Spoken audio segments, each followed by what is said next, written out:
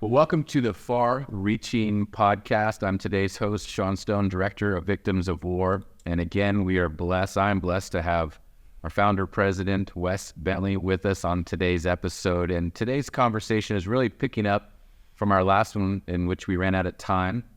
And we started talking about clandestine operations and how Far Reaching began in South Sudan.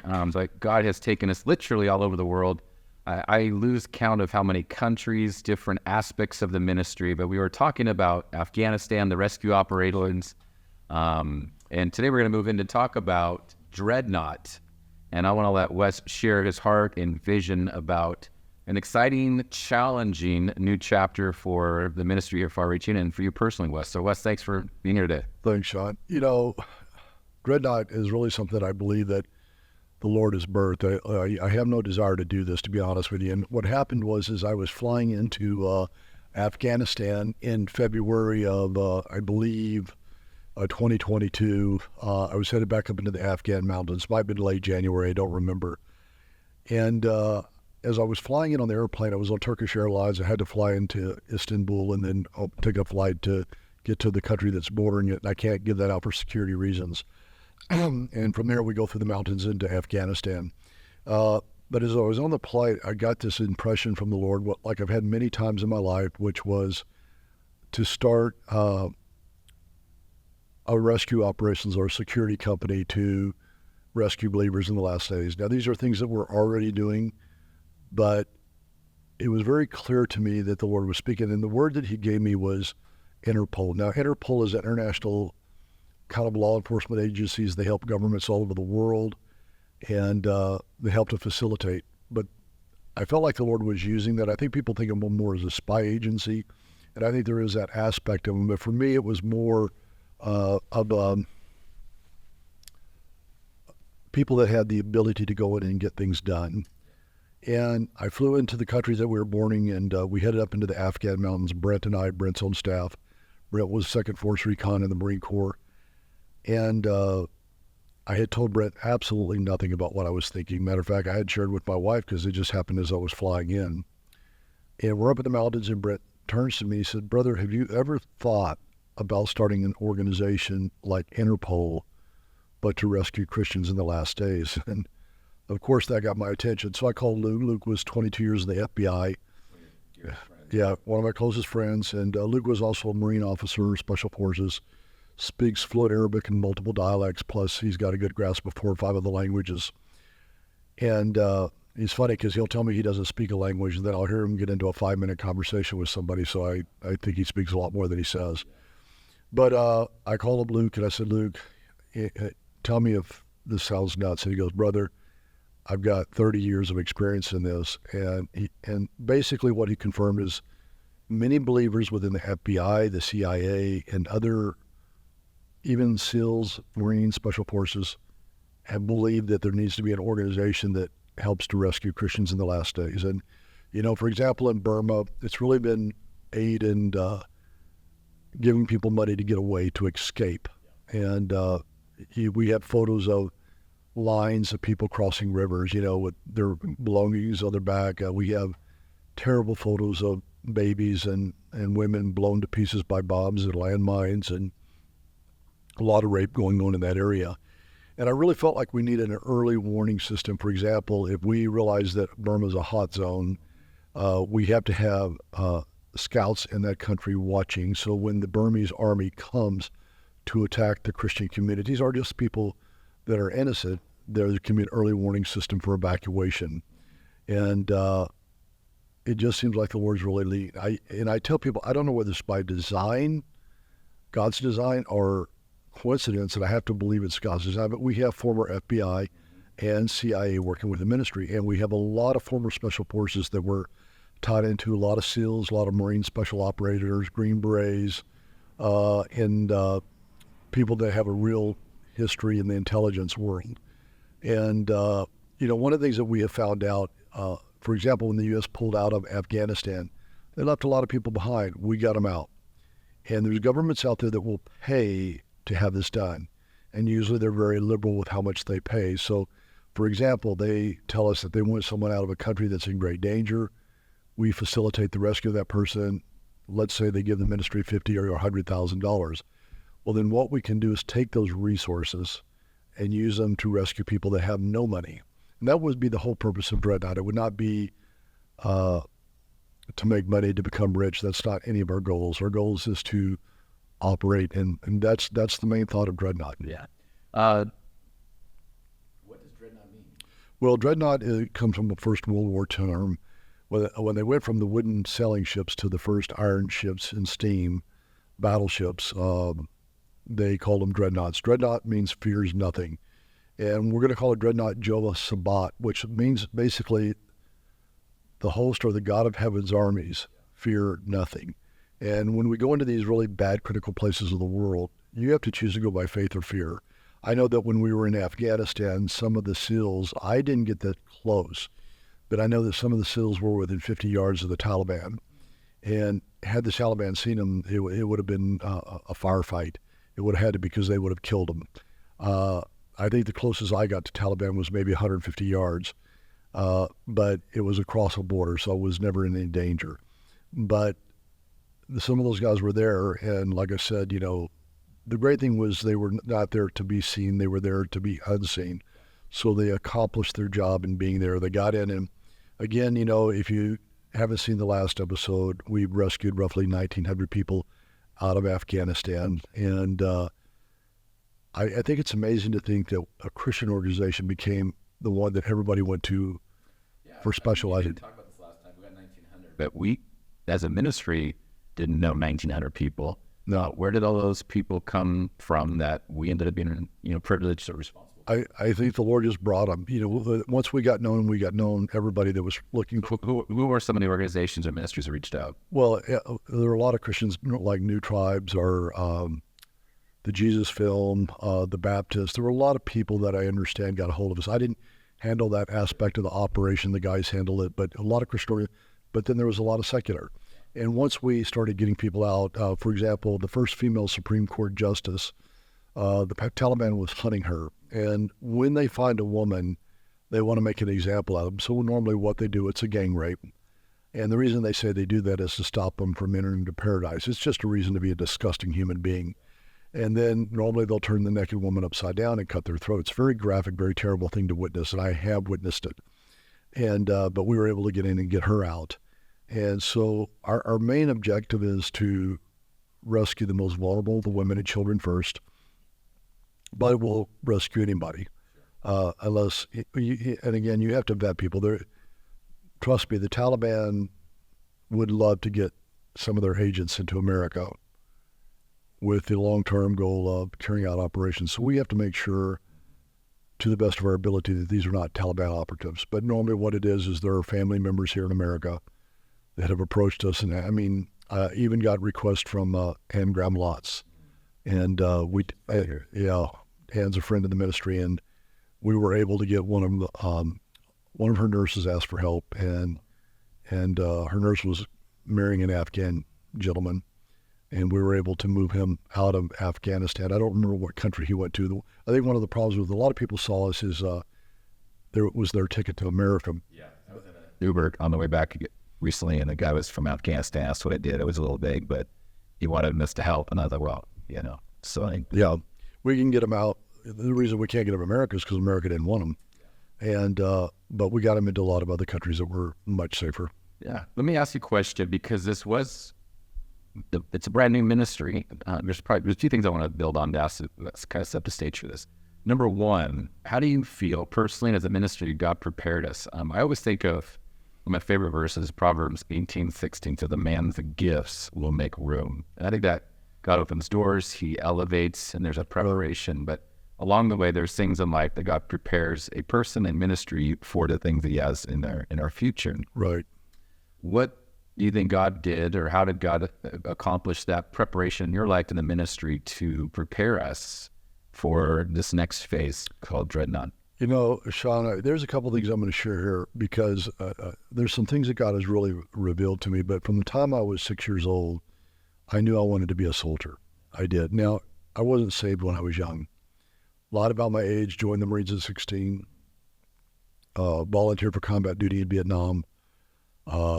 the war got over before I could get over there. In 1975, when Saigon was getting ready to fall, the call came that we're going to mount up. And first thing I did is went in and volunteered and said, I want to go. But it ended very quickly. Ford called it off, and I was involved in the evacuation. I saw many of the refugees coming to Camp Pendleton. So I decided to get out of the Marine Corps, go to Rhodesia, and become a soldier of fortune. Back then in the Marine Corps, I think I was probably making $400 a month as a soldier of fortune. I'd make $4,000 a month. And soldier of fortune could advertise for mercenaries back then. But then I became born again. I got saved, and of course, then I realized can't be killing people for a thing. When my term in the Marine Corps ended, I was going to re-enlist and become a drill instructor. And then I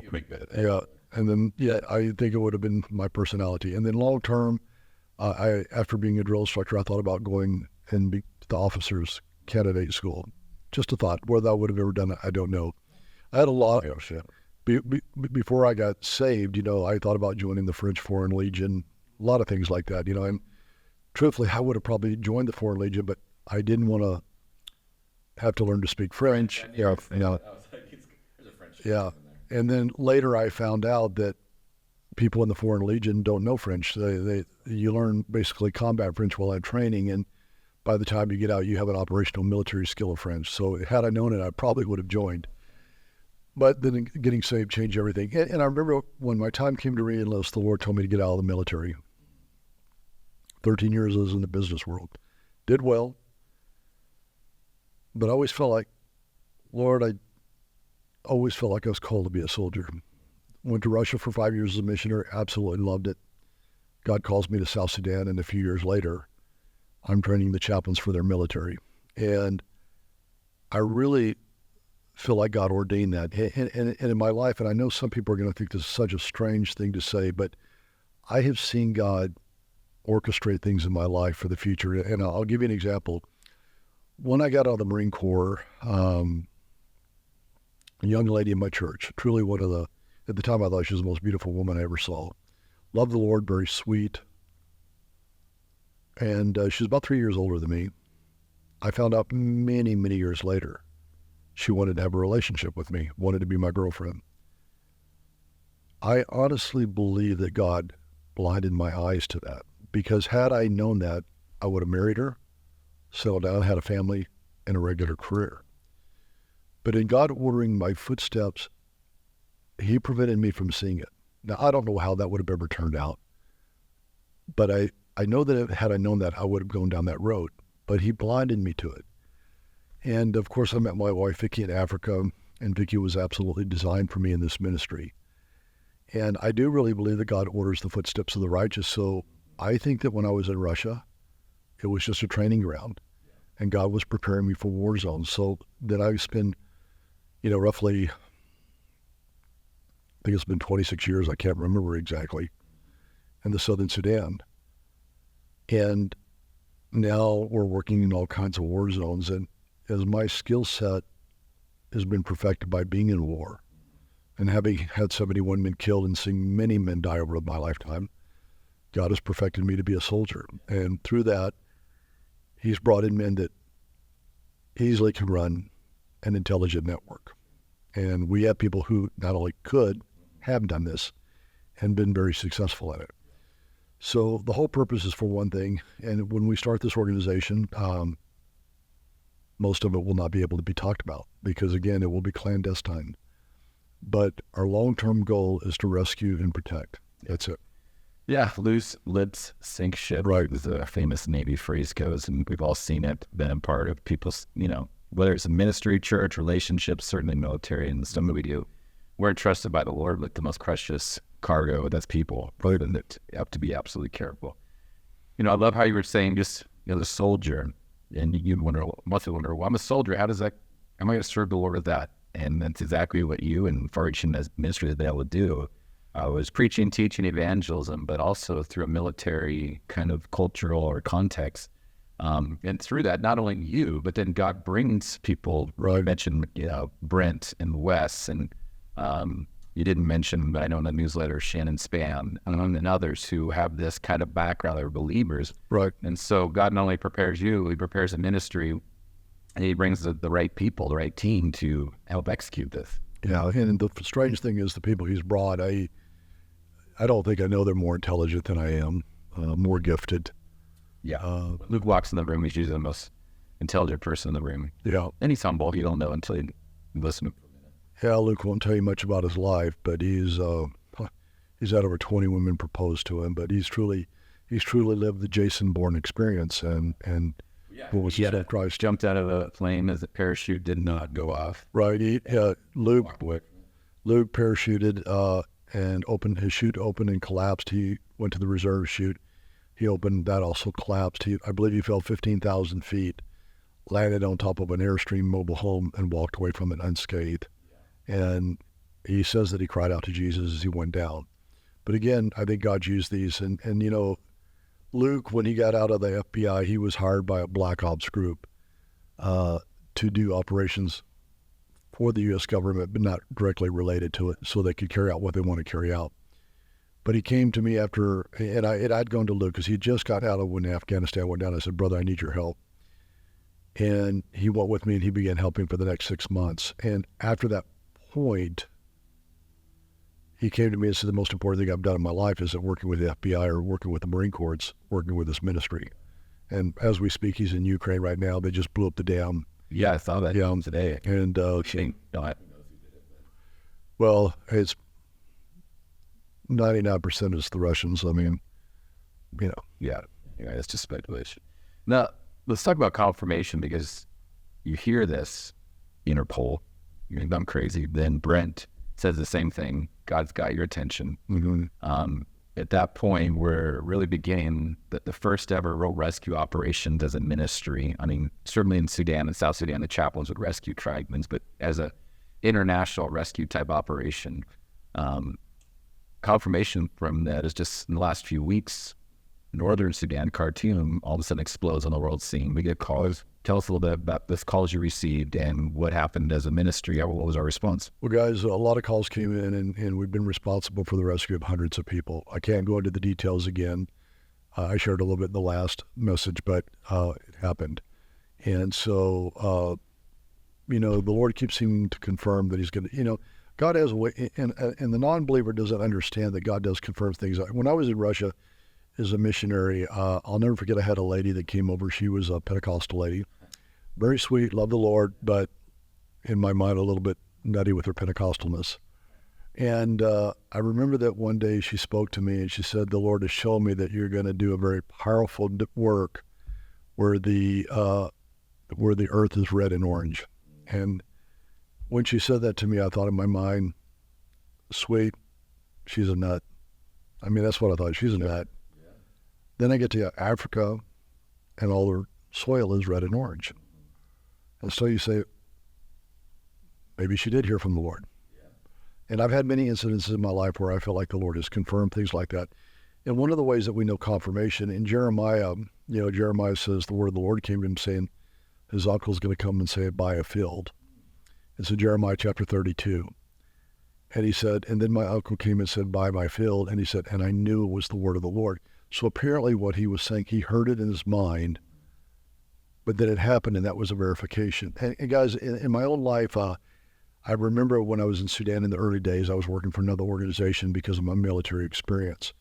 And I got back from Africa after a long term. I was worn out. I was tired. And I called the director and I said, I don't want to go back to Sudan. I'm going to stay home for a few months. I get a call the next day, can you come down and see us? I said, sure. So I came down. And he said, Wes, I need you to go back to Sudan. And I looked at him, I said, why do you want me to go back to Sudan? And he said, the Islamic North is attacked and displaced over 5,000 people, and there's a village, and there's 9 to 12 people a day that are dying of starvation. And so I said to him, when do you want me to go back? And he said, today. And I go, I can't go today, but let me have a day to pray about it. And I went home, and I'll read this to you guys.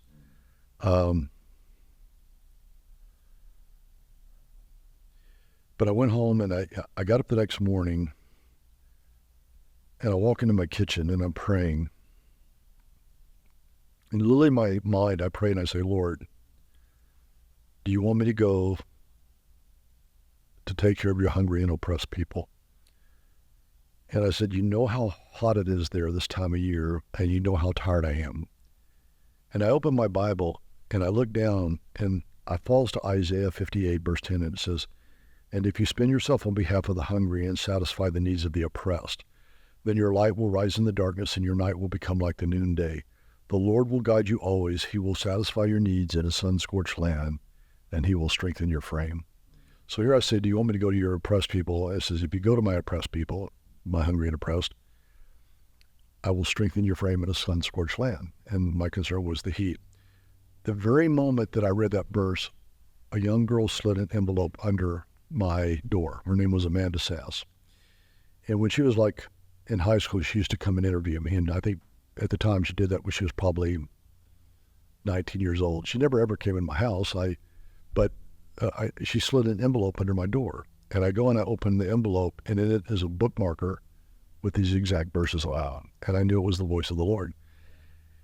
And so I went to Sudan and orchestrated food coming in, and thousands of lives were saved. So,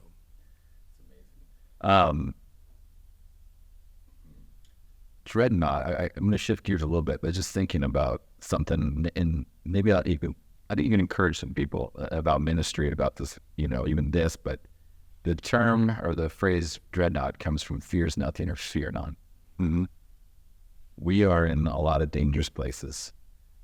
Our chaplains that we train, kind of give us kind of a mission for what we do. We're running into places that others are running out of. People always ask us out, you say, why are you still in California? It's crazier.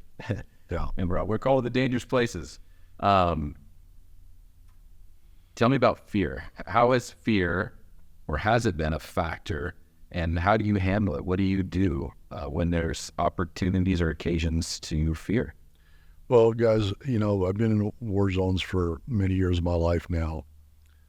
But one of the things that I realized is that Jesus Christ is the author and the finisher of my faith. He's writing the story.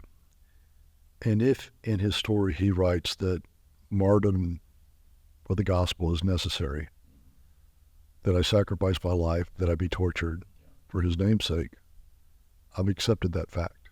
I've always accepted the fact that I was going to die out there. I'm actually surprised it hasn't happened. I thought it would have happened a long time ago. But the Lord has kept me, and for the sake of the gospel, that's the only reason I can think of it. So Do you ever have fear? when I'm getting bombed or shot at, I wouldn't say that I feel afraid for myself. I'm afraid for what I'm thinking about at the time is who's around me. And I'm trying to get my men to safety or the women and children to safety. Vicki used to always want to go with me into these really radical places where there was a lot of warfare.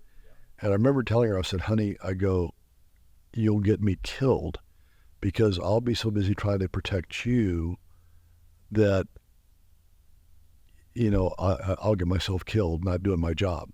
So do I have fear? I think I'm very aware that I'm in danger, but I wouldn't say that I feel like this sense of anxiety or fear. I've run into crocodiles crossing rivers, and I knew I was in danger, but again, I was never really afraid. Yeah, I'm just curious because I mean, it would be a natural response to some of those situations, and maybe your fears are, things that you would struggle to be different than somebody else. For somebody else, I could never go to Sudan, but and for you, that's no big deal because as a soldier. But maybe there's other things. I'm just curious, and having to overcome those in faith, and like we all are, tempted to at times, but having to trust the Lord. What do you think's been? This is more of a question I wanted to ask you. What's been one of the hardest things and most challenging things about the last almost 27 years with Far Reaching Ministries? It's probably the many churches that don't get involved, and there's different reasons why, Sean, I don't want this to sound like we're bitter. We're not bitter, but, I think I'm a very aware that I'm in danger, but I wouldn't say that I feel like this sense of anxiety or fear. I think I'm a very aware that I'm in danger, but again, I there are a lot of people that don't want to get involved. There are pastors that are building their own kingdom. And when we go in there, they feel like we one-up them because our stories are so radical. I had a pastor years ago, I spoke at his church, and he told me the next day that everybody in his church said it was the best sermon they'd ever heard. And then he laughed and he goes, "I'll never invite you back." And it was meant as a joke, but he never did invite me back. And I look at, and of course their ministry is different, but we see people getting raped, murdered, killed all the time, and people dying without the gospel. And we see such an urgency, and yet nobody's involved. And, being from Calvary Chapel, there's 5-6 large Calvary chapels within 20 miles of here. And there's only one of them that's opened their doors to us. And I've even heard that people have asked, are the stories true? And they've been told they're true, but they still don't open the doors. And maybe that's just God's will. I don't know what's in a man's heart. I don't want to judge him, but what's personally hard is just knowing that, I think about the fact of we help everybody. I mean, it's hard for me to turn people down. I've noticed that. And there's so many things that I know you personally do, and you wouldn't want to say, but the ministry and helping people. I know pastors that have passed and have helped their wives. You help with funerals. There's just, dozens of things that I could rattle off the top of my head that nobody ever knows about. Doesn't get into his letter, doesn't get into a sermon. It's just because it's the right thing to do. And I know, I've seen that. So nobody must, I'll toot your horn for you because I've seen it. Sean, if some of these churches would just allow us to come out once every 4 years, it would make my life so much easier. Yeah. That's the thing that's hard, I travel and I'll go wherever I go. I'm on a weekend. I'm on a plane every weekend of the year, except for the one before Christmas. I'm either traveling and speaking at church on Sunday or I'm overseas 51 weekends out of the year. The other one I take off is the weekend before Christmas. And so, it's nice when people make your life a little bit easier. They recognize that, when I see men that have served hard, I like to come alongside them and lift their burden, say, "Let me help you with that, brother. Let me take that backpack off your back and let me get you a hot cup of coffee." And just be nicer if that happened more often. Sure. I think that's quite telling. I asked you, it's been the most challenging. You didn't say this person dying or this setback or this bomb or this war. It's the struggle of really the American church. Yeah. Kind of turning a blind eye, deaf ear, distracted, busy, whatever, to the plight of so many. Yeah. And sometimes it was an attack. I went to a church once, and the pastors were actually, it wasn't the pastor, but the missions pastors were angry at us. And we walked through the door, and the first thing they said is, "You guys think you're a bunch of Rambos?" And I go, "We've never said that." And then they felt embarrassed because they realized they had attacked us. But they were feeling their own inadequacy. We had not said nothing, and yet, we got attacked. Usually attacks are, kind of reveals an insecurity of some sort. Yeah. Yeah, with the Irish have it, saying the tallest blade of grass gets lopped off first. But was it Teddy Roosevelt said, the man in the arena, he's the one getting attacked, and most guys are on the line in the arena. And you have, and as a ministry we have, and with that, it invites criticism. It doesn't invite it, but just sadly the nature of insecure people and broken people. And you've handled it well. And I know it bugs you sometimes, like it would anybody. You get fatigued. It's interesting. I had another lady that was a prophetic woman and very gifted in words of wisdom and words of knowledge. And this happened about 1.5 years ago. And she came up to me and she said, the Lord, I don't know what this means, but the Lord told me, purple heart. You have a purple heart. Well, a purple heart means you've been wounded. Yeah. And she didn't know what purple heart meant. She didn't know the military term. So you have to believe that God's speaking. And I wouldn't say, guys, I'm walking around as a wounded man.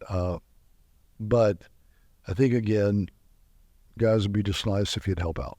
Sure. I think, well, in one way, every man, woman who's genuinely, truly used by God has a purple heart. I'm sure you've heard A.W. Tozer, he said that, the man that God will use greatly will hurt deeply. And I remember as a young man, I didn't really understand it. I preached it because it sounded good, but I didn't really know what it meant. Right. I think eventually all of us at some point walk through what the Bible says. We pass through the fires or deep waters. Right. And it's funny, you end up recognizing others that have been through the same thing. It changes you. There's no school, there's no seminary, there's no prayer that can really prepare a person than simply walking through it. And that's where you get the experience. So guys, it really depends on how much you want God to use you. Are you willing to suffer? And I heard a pastor say something many years ago, and it's stuck with me all these years. He said, learn to make suffering your friend. Keep it close to you. And if you make suffering your friend, you'll be a warrior for the kingdom. But if you don't like suffering, you're not going to be very effective. And, again, God's called me to a hot country that's very humid and hot, and I don't like heat. But it's where I'm called. That's a good phrase. That's a powerful statement. Learn to make suffering your friend. I mean, that's what Paul prayed, that the fellowship of his sufferings. That's what Jesus tells us to count the cost. Right. He didn't sell us on something that wasn't true. He said, hey, this is what it looks like. This is what it means to follow me. Pick up your cross. He didn't say, exactly, with your Club Med card and your, whatever, Exactly. It said every day. So, but. And I love the fact that we get to suffer for the Lord, because guys, if we didn't do it, there wouldn't be no reward in heaven. And this is what believers need to understand. If you don't participate, why do you expect great rewards in heaven? The Bible says, in my Father's house there are many mansions, but he doesn't say they're all mansions. And I've told people, I've wondered how many one-bedroom flats or two-bedroom condos are up there. But I think it's really strange to think that if you never serve Christ, you never give, you never do anything, why do you think you have a great treasure in eternity?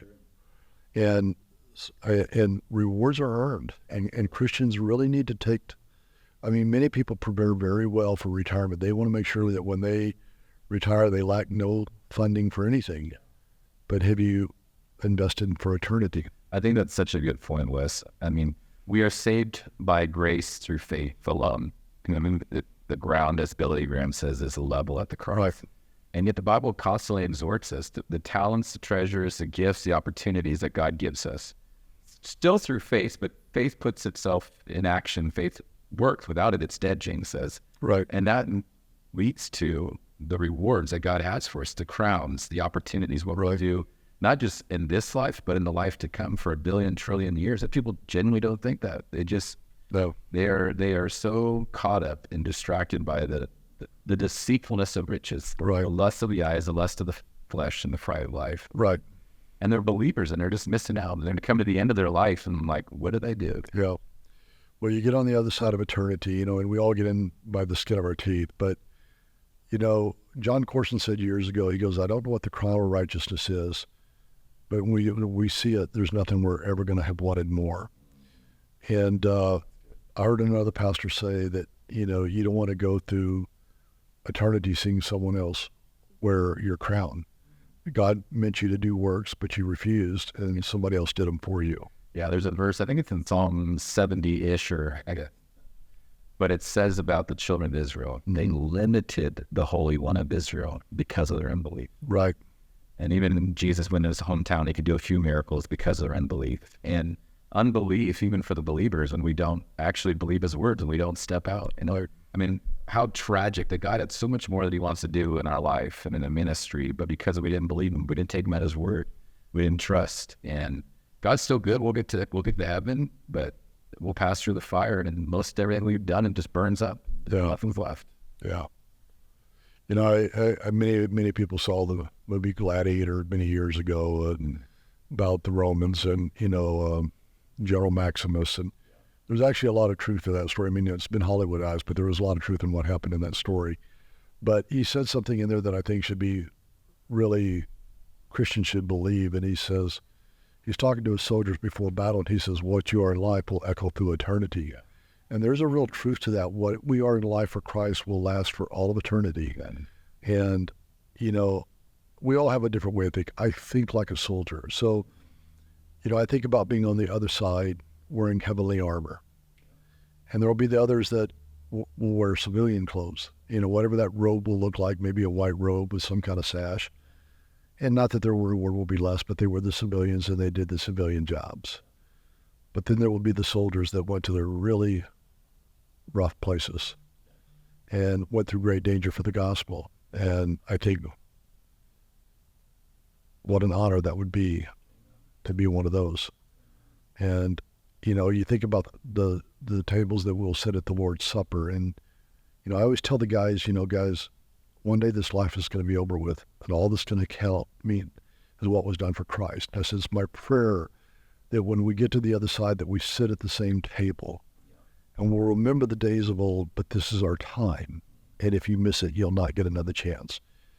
You don't want to miss it. I would love to be with all my chaplains sitting at the table with Paul the Apostle. Yeah. You know, be great. Yeah, you've heard, I haven't heard Chuck say, he's quoting, only one life will soon be past, and only what's done for Christ. Christ will last. Amen.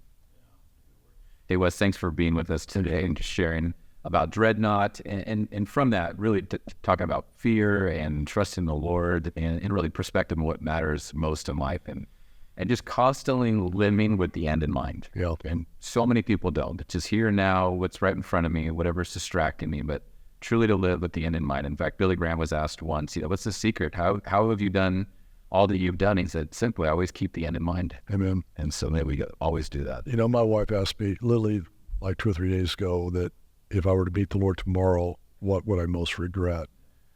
And, you know, I said, I don't think it will be anything to do with doing the work or going to rough places or stuff like that. I said, it'll probably for me be, I wish I could have done the interpersonal relationships a little bit better, you know, but I think the hard part is I do think like a soldier, you know, and I'm used to receiving orders and giving orders and expecting orders to be followed. But as far as doing the work, I feel like that we have always said, yes, Lord, here am I, send us. What I would have liked to have done a little better, and I still have time and I'm working on it, is just understanding people that are weak. And, you know, I am trying to figure out how to be a father to all these children around the world that don't have a father, you know, and show them love. And you had a little girl in Mexico, and we can close with this, but, you know, I think I told her in the last episode, she asked me to be her dad. And she got up in my lap and she fell asleep. And as I held her, I was looking at her hands. They were so small. And I was thinking, what kind of father abandons a daughter like this? I couldn't imagine it. So in the last part of my life, I want to continue all the stuff as a soldier, but I want to take times to let a little one fall asleep in my arms and feel safe. Well, thanks for sharing with me personally, and I'm sure everybody that's listening is going to be very challenged and very blessed. So if you like this episode, you like our podcast, please like, subscribe, and share. You can always go to our website, www.frmusa.org. God bless you, and can't wait to see you till next time. God bless.